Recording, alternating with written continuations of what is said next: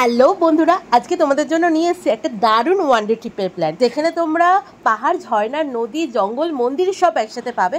তাও আবার সকালবেলা বাড়ি থেকে বেরিয়ে রাতেই বাড়িতে ফিরতে পারবে। তাহলে দেরি না করে ঝটপট শুরু করি। জায়গাটা কোথায়? হ্যাঁ, তোমরা ঠিক দেখেছো, ধানবাদ। হাওড়া স্টেশন থেকে সকাল 6টা সাড়ে 6টার বন্দে ভারত, শতাব্দী এক্সপ্রেস কিংবা ব্ল্যাক ডায়মন্ড ধরে তোমরা এখানে সকাল 11টার মধ্যে চলে আসতে পারো ধানবাদে। ধানবাদ নেবেই প্রথম কাজটা হচ্ছে সারাদিন ঘোরার জন্য একটা গাড়ি অবশ্যই বুক করে নিতে হবে। এখন আমার প্রথম গন্তব্যস্থল হচ্ছে উস্ত্রী নদী দেখতে যাওয়া। যেহেতু আমাদের ওয়ানডে ট্রিপ, হাতে সময়টাও কম, তাই আমাদের টাইম মেনটেন করাটা কিন্তু ভীষণ দরকার। ও কি দেখেছি এটা, তারাও তোমাদেরকে দেখাই।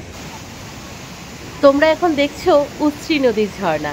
এই উস্ত্রী নদীকে নিয়ে কিন্তু বাঙালির মনে একটা দারুণ আবেগ রয়েছে। সহজ পাঠেই রবি ঠাকুর বলেছিলেন, উস্ত্রী নদীর ঝর্ণা দেখতে যাব, দিনটি বড় বিশ্রী। শুনছো বজ্রের শব্দ? হ্যাঁ, আজ দিনটি সত্যি বড় বিশ্রী।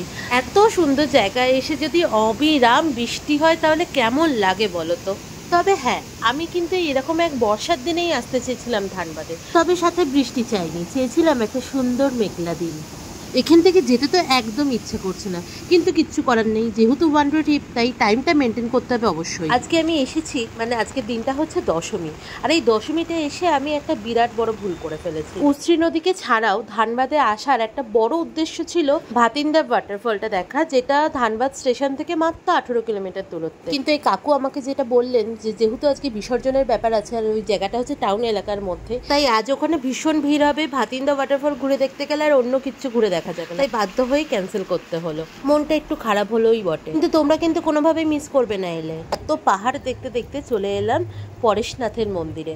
ভিতরে ভিডিও করার অ্যালাউ নেই, তাই ভিডিও করতে পারলাম না, কিন্তু মন্দিরটি অসম্ভব সুন্দর। মানে মন্দিরের এক একটা শৈলী, এক একটা কাজ এত নিখুঁত, মানে আমি যত প্রশংসা করব ততটাই কম করা হবে। এই মন্দিরটি ছাড়াও এখানে আরেকটি মন্দির আছে, যেটা এখান থেকে হেঁটে অনেকেই ওঠেন।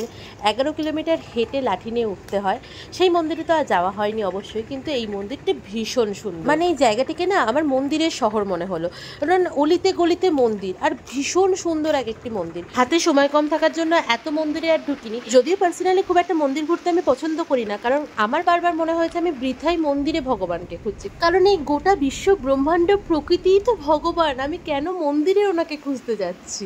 এর পরবর্তী গন্তব্যস্থল তোপচাঁচি লেক। না, সেখানে কিন্তু শুধুমাত্র লেক নেই, রয়েছে মহানায়ক উত্তম কুমারের বাড়ি। তোপচাঁচি লেক যাওয়ার রাস্তাটা কিন্তু মারাত্মক সুন্দর। তো সুন্দর সুন্দর জায়গা দেখে আমি নিজেই কেমন হারিয়ে গেছিলাম। আমি ভিডিও করব কি আর। গাড়ি থেকে নেবে জাস্ট 5 মিনিট হাঁটলেই তোপচাঁচি লেক, কিন্তু লেকের সামনে এসে দেখি এই কি কাণ্ড, এ তো পুরো বেড়া দেওয়া। এই জায়গাটা কিন্তু আমরা অনেক বাংলা ছবিতে দেখেছি।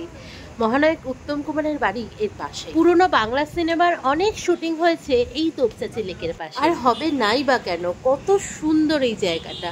কলকাতার এত কাছে পাহাড়, ঝর্ণা, নদী, জঙ্গল, মন্দির, এত কিছু ভাবা যায় বলো তো? চারপাশে ঘেরা পাহাড়, ঘন জঙ্গল, ঠান্ডা হাওয়া, প্রশান্ত পরিবেশ, মনটা সত্যি ভীষণ ভালো করে দিল। আর এই এত সুন্দর পরিবেশে এই বিকেল বেলায় যদি 1 কাপ চা না খাই না, তাহলে উত্তম কুমারও বোধহয় রাগ করবেন।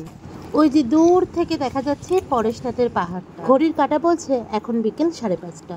না, আর দেরি করা যাবে না, কারণ 6:30টায় যে ট্রেন রয়েছে। তোপচাঁচি লেকে আসতে হলে এই ঘন জঙ্গলটা কিন্তু পায়ে হেঁটে পেরালেই বেশ ভালো লাগে। আর এই হলো আমাদের মহানায়ক উত্তম কুমারের বাড়ি, যেটা ভিডিও করতে আমি একদম ভুলে গিয়েছিলাম। 6:30টায় শক্তিপুঞ্জ এক্সপ্রেসটি ধরি, যেটি হাওড়া গিয়ে পৌঁছায় রাত 11টার সময়, আর আমি গিয়ে পৌঁছাই বাড়িতে 12টার সময়। আজকের ট্রিপটা তোমাদের কেমন লাগলো অবশ্যই কিন্তু কমেন্ট করে জানিও। দেখা হচ্ছে আবার পরের ভিডিওতে, ততক্ষণ সবাই তোমরা ভালো থেকো, বাই বাই।